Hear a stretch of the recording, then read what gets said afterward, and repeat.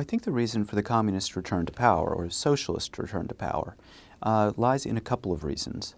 The first thing is, while Marxism as an ideology died in 1968, it doesn't mean that socialism died. Thomas Masaryk, the first president of Czechoslovakia, famously said at the end of his book on Marxism that Marxism may be discredited, and I'm sort of paraphrasing here, but socialism will not go away because it's inherent in sort of the hopes and strivings of many, many people. I think that the communist parties, with the notable exception of the Czech Party, were very good at reformulating themselves and shedding Marxist ideology and aligning themselves on the political left with the kinds of things that the political left in Western Europe espouses: social welfare, unemployment insurance, benefits, these kinds of things.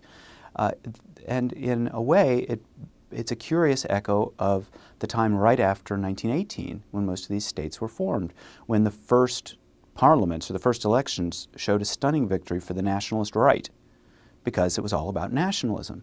And then in the elections that came right after those, the Social Democrats started to win.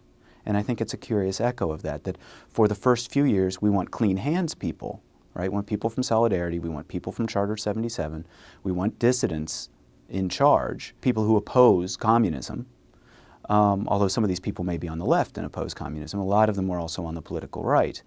But after that, as the difficulties of the economic transformation became apparent, people wanted their livelihoods protected. But initially they wanted dissidents in because they had clean hands.